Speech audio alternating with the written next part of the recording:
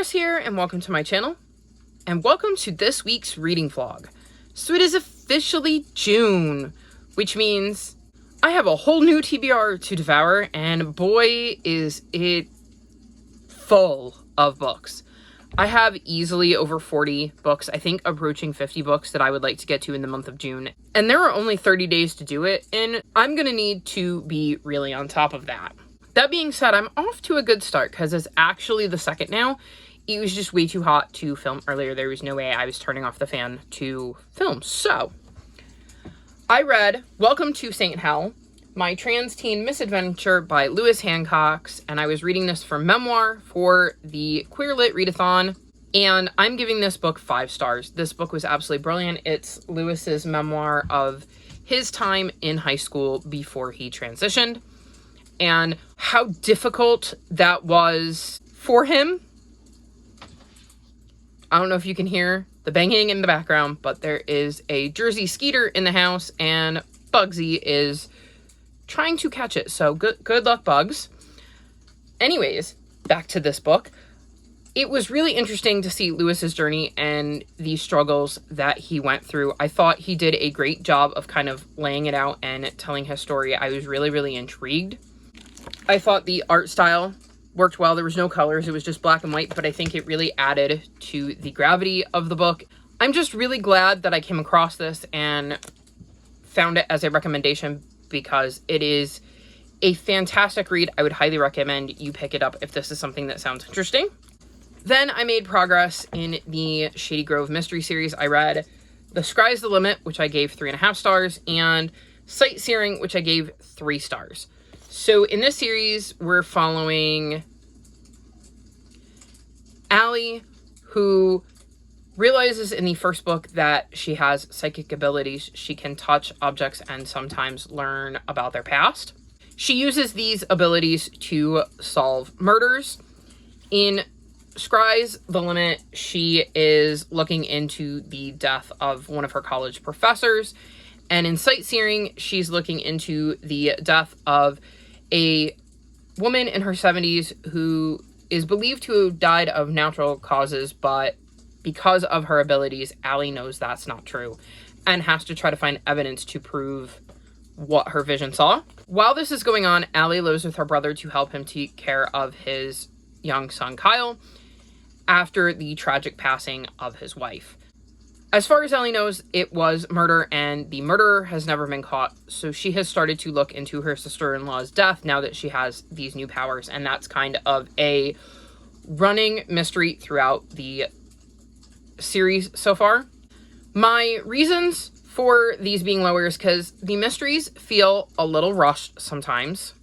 I also feel like there is maybe some plot holes. I could have just missed it because it's been hot. I've been listening to the audiobook with the fan on. It's possible I missed an explanation, but there is a point in this book where I'm not quite sure that the timeline matches up on the location of a character that's being mentioned. And then in this book, there is a character who seems to know about Allie's abilities that I don't remember them knowing in this one, but the book starts off with them seeming to know in this one. So either it happened off page and it's not addressed in the book, or I missed something, or it is a plot hole. But that kind of bugged me, and I didn't feel like going back to see if I could find if I missed something. So, like I said, it's possible I just missed something because it's been hot, and maybe I just was not focusing as well as I should have, but that definitely brought my rating down a little. And then, like I said, I felt like the mysteries are a bit rushed because they're rather short books. So that definitely will impact my enjoyment, but I don't dislike the series or anything, and I'm invested in what happened to Allie's sister-in-law, so I will probably continue on the series to see if and when that gets wrapped up. I have made progress in some other books. I have read some more of Heart of the Sun Warrior. I am now on page 285. I have less than 2 hours in the audiobook at the speed I'm listening to it at, and I really need to get back to it because it is overdue from the library. So this is going to be a main focus. In that vein, I need to read A Tempest at Sea because I started this yesterday. It is technically the 2nd, so my brain is like, wait, is May 31st technically still yesterday, given that it is the 2nd, but I haven't been to bed, and the way my brain works is until I go to bed, it's not tomorrow. Anyways, I need to get back to this because this is also overdue from the library, so this will be another focus, but heat depending because I don't have an audiobook for this one. My other audiobook that I plan to listen to because I've started it once I get done with Heart of the Sun Warrior is The Mime Order. I've read the first chapter of this, and I'm hoping I can read this a little bit faster than I read the Bone Season. Like I said, though, I have the audiobook this time, so this should absolutely help, and I'm really excited to dive back into this series.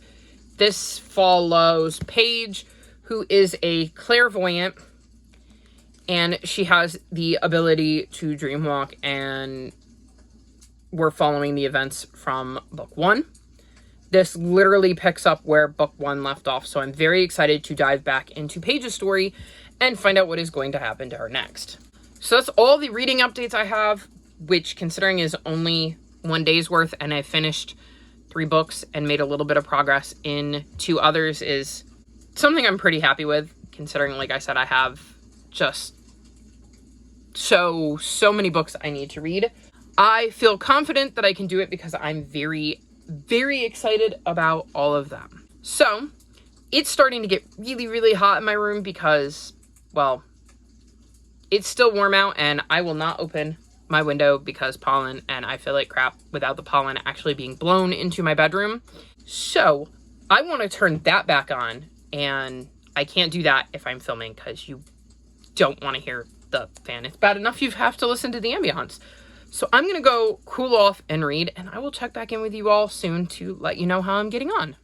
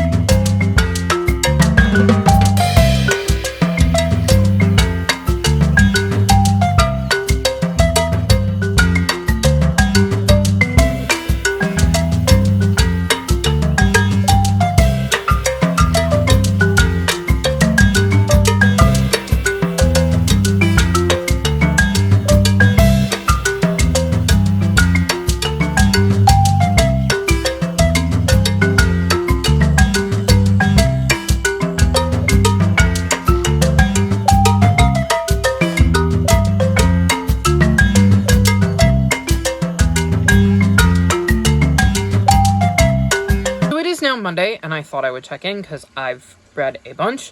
The first thing I want to mention is that I read Murder at the Spring Ball, because I'd actually finished that the last time I talked to you, but I forgot to mention it because it's an ebook. I'm so bad at mentioning my ebooks. I gave that book 3.5 stars. It's set in England in 1925, and it's a historical mystery. We're following a guy named Christopher, whose grandfather... Really, Cielo? I was hoping she'd stay asleep. She was sleeping. I was hoping. But no, alas. So anyways, Christopher, his grandfather has kind of been in seclusion, and he comes out of seclusion to have a ball for his 75th birthday. Soon, Christopher's family members are starting to die, and they've all kind of become the main suspects. Christopher and his grandfather end up looking into the case because Christopher's grandfather has some background with solving mysteries or cases, and they work together to kind of puzzle it out. I enjoyed this one, but I think I would have enjoyed it more had I been reading along. I was listening to the audiobook. I think that brought down my enjoyment some. Mainly because all it takes is not focusing for even... 2 minutes and you've lost things. My concentration hasn't been the best, so at least if I'm physically reading, it's harder for me to not pay attention. With audiobooks, I usually physically read along unless it's a world I know really well and this is the start of a series. I don't know it at all, so I probably should have read along. I will likely do that for the second book because I enjoyed this one enough to want to continue on with the series, but I really should have been reading along. Next, I'm going to mention I read A Crime of Passion Fruit, which is the next book in the Bake Shop mystery series.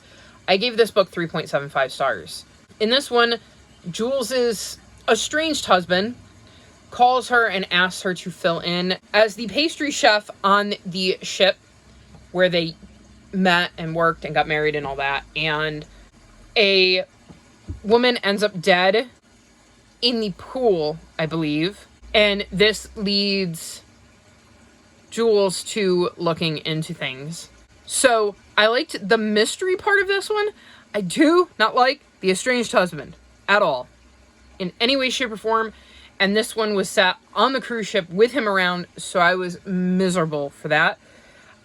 I listened to the audiobook of this one, which was really nice because it helped me get through it very quickly. And this was an audiobook I could listen to and focus on because I already know the characters in the world. Even if I'm not used to being on the cruise ship, the main characters that they're talking about, I knew who they are. So that's all established. I am very into the way the mysteries of this series are told, but less so with the relationships. So we're going to see how that goes in books moving forward. I'm excited to be back at Tort in the next one, which is the bake shop that Jules owns with her mom, and seeing what develops there and hopefully having less Carlos in the next book. Then I read A Tempest at Sea by Sherry Thomas, and I gave this book 4.5 stars. This is the 7th book in the Lady Sherlock series, and this follows Charlotte Holmes, who masquerades as Sherlock Holmes to solve, like, crimes. And in this one, she is on this ship with a lot of people who are adjacent to her life. She's on this ship looking for a dossier and has to kind of maintain her anonymity despite interacting with people that she knows. It's during this voyage that somebody turns up dead, which could compromise her undercover status. So she and some of her associates that do know she's on the ship have to kind of look into things while also protecting Charlotte's identity. I really, really enjoyed this one. I was so confused because there's a lot of stuff going on that's part of the overarching plot of the series, so I didn't mention that. But there is stuff going on with that in this one as well. And mixing that overarching kind of story with the mystery in this one just had me completely baffled, and I never figured out who it was. Not until we were getting the reveal and I went, oh, it's insert character here, and then I was right. But I never, ever settled on somebody. I was like, I don't know. So absolutely love the mystery in this series, love being back with these characters, and loved seeing the growth that Charlotte showed in this one.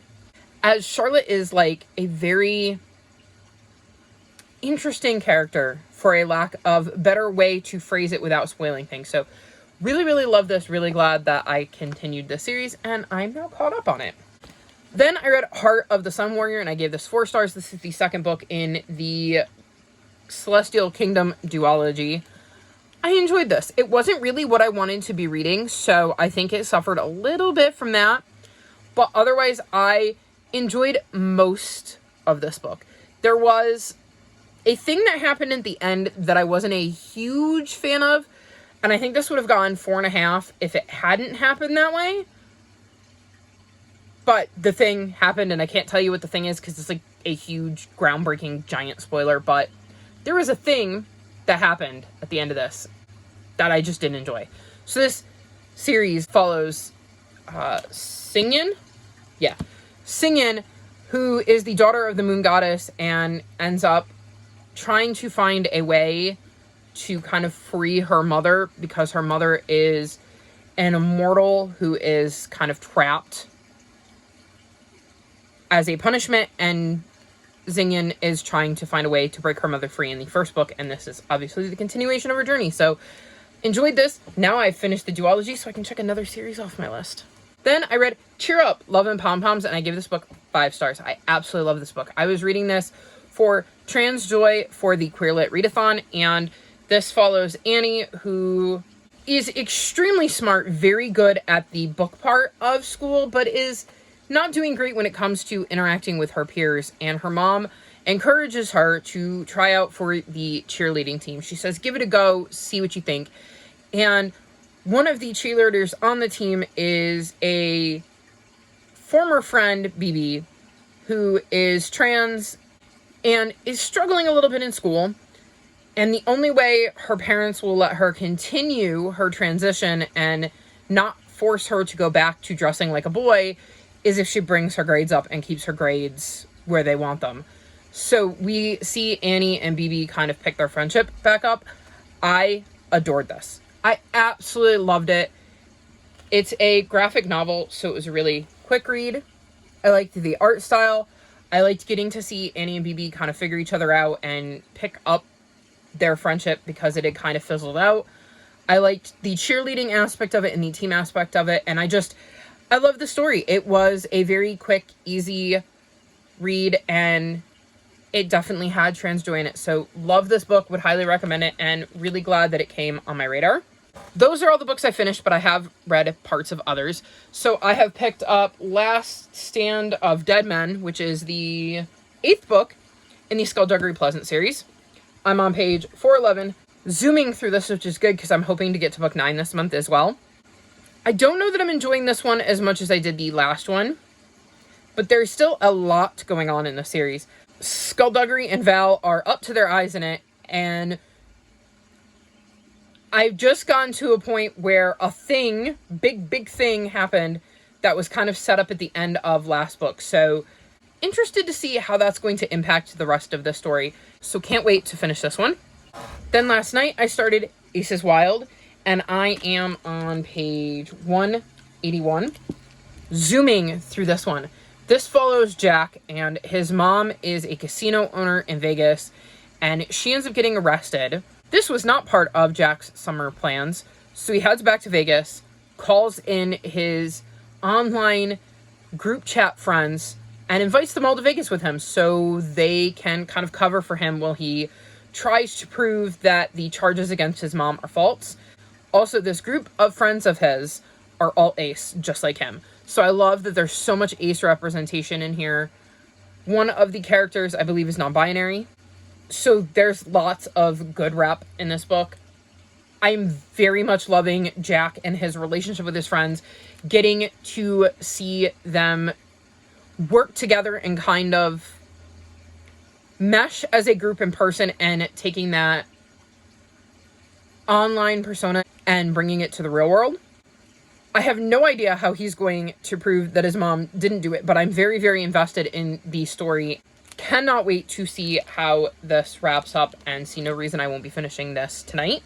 My final update is that I've started the Mime Order, and you're going to be very proud of me. I'm on page 250. I'm halfway through this.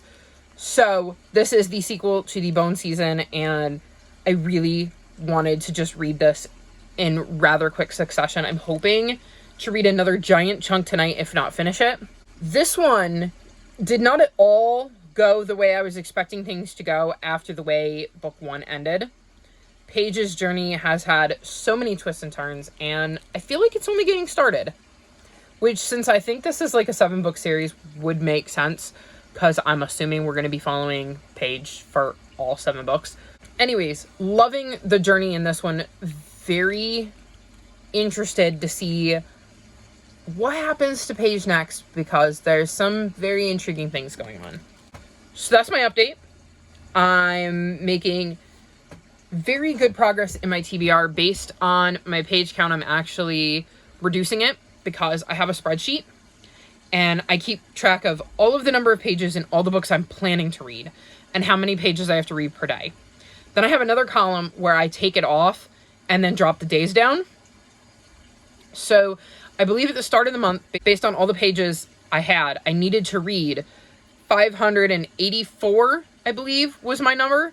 And I've dropped that down to like 534. So I'm reading more than what I need to read each day. So if I can keep that up, that would be great, because I know I will have days towards the end of the month where I read less, whether it's because of wrestling or because of my mental health. I have to leave the house. I'm having a bad allergy day, filming and editing, which I have not been doing. I need to get back to that. But anyways, I just know that there's going to be days where I don't hit my page count. So I'm really happy that I'm getting some extra in here while I have some extra time. So yeah, I'm going to go because I would like to do some reading. I haven't read much today. Most of what I read before I went to bed. So I'm going to go read this and see how much more of this I can get through. And I will check back in with you at the end of the week to wrap this vlog up.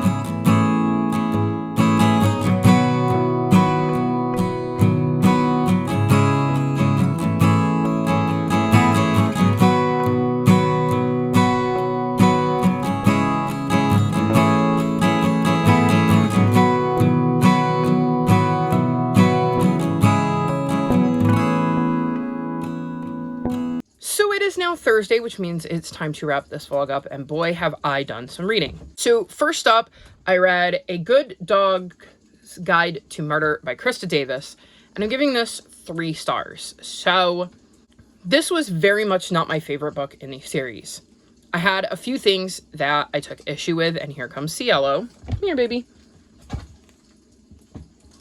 The first being that there are bits of this book that are told from the dog's point of view, and I don't enjoy the way they were written or the way they were kind of inserted into the story. I don't feel like they were necessary. The second is that it was extremely confusing, especially considering I listened to this on audiobook, but my mom has also read it and said that it was confusing for her as she was reading it because there were just so many people to keep track of, and it was really difficult to do because I had no idea who most of them were. They were all introduced in this book. I also apologize if you can hear some thunder. We're getting a thunderstorm, but I need to film this, so I'm trying to get it in before it gets really bad.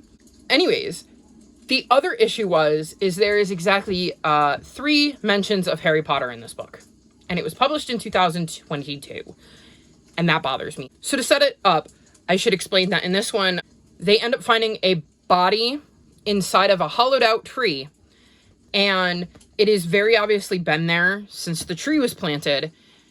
And that leads them into looking into people who haven't been back to town since right before the tree was planted, because they can kind of narrow down when this person died because it was inserted into the tree. And Holly ends up finding items left behind by a guest who could potentially be the body. And one of the things there is a Harry Potter book. Which I was like, okay, you could have chosen any book from that period in time, and you chose Harry Potter. I feel uncomfortable about that. But then later in the book, she mentions something to the effect of, like, if you were into Harry Potter, that means you're fun. Let me see if I can find it. Okay, I found it. It said, if nothing else, being in possession of Harry Potter indicated a fun person, didn't it? And then I believe later in the book, there is a third reference where they mention the Harry Potter book again. And that really, really bugged me because it is published in 2022. Why are we still referencing Harry Potter? So that definitely brought my rating of this book down. And then, like I said, I didn't like the dog bit. I didn't like how confusing the murder was, and the Harry Potter thing makes me question whether I even want to continue on with the series because, again, in 2022, you should know better than to include Harry Potter references in your book because there are a million other books you could have chosen to use in that way, and I just don't understand why you wouldn't. So yeah, this book was not for me, and 3 might even be generous. Then I read All Systems Red, and I was reading this for the Queer Lit Readathon for short stories. And I gave this book 5 stars. I absolutely loved it. It follows Murderbot. So Murderbot is a SEC unit, and they have kind of overridden their programming so that they can kind of do what they want and not have to follow the orders. And they're on a mission with their team when things kind of go sideways. And it turns out to be a really good thing that they have a bit of autonomy. I really enjoyed the dynamics between Murderbot and their team. It was interesting to see how that kind of played out, given that Murderbot ended up behaving in ways that Murderbot shouldn't have been able to behave. I'm very intrigued with where things are going. It packed a lot in such a small story, and it left on a cliffhanger that makes me want to immediately pick up book 2. So definitely love this. Want to see more of Murderbot, and I totally understand the hype now. Then I read Last Stand of Dead Men by Skullduggery Pleasant. I do that all the time. By Derek Landy, which is the 8th book in the Skullduggery Pleasant series. I'm giving this book 4 stars. It wasn't my favorite in the series. A lot is going on. The big thing that happened in the end was addressed in this book, so I'm glad they didn't kind of drag that out and make me wait for book 9. Another big thing happened at the end of this one that makes me want to pick up book 9. I almost said book 10 because I just said book 9.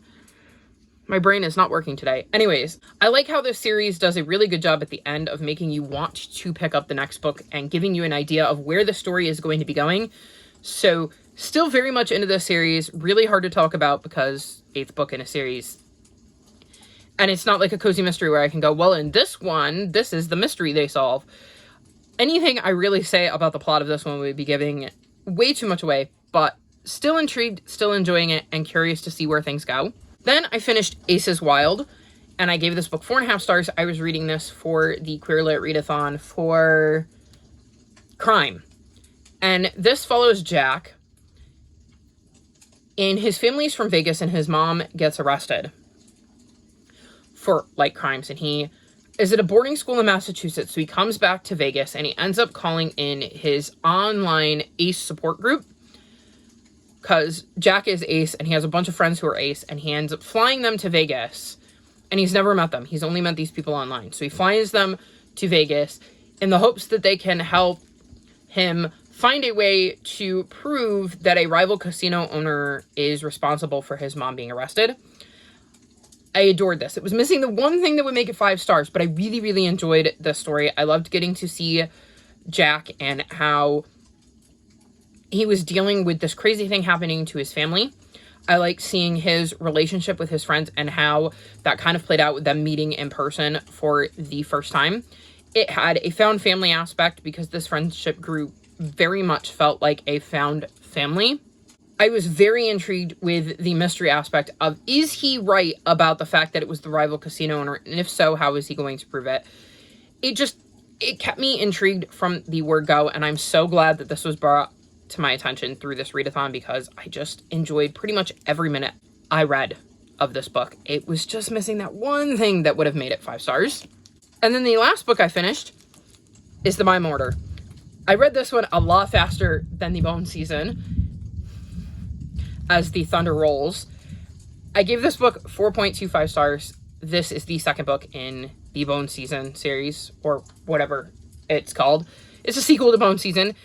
Anyways, we're continuing on with Paige, who's a clairvoyant and has the ability to dreamwalk. In the first book, she gets kidnapped by this organization who takes clairvoyants and puts them in, like, this jailing camp kind of situation.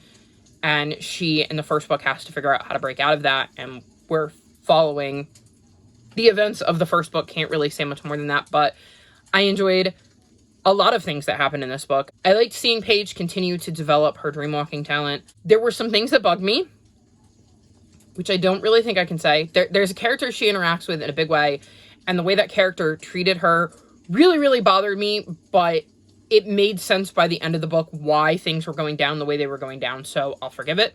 Huge twist at the end that I absolutely 100% did not for a single second see coming. Like, holy crap.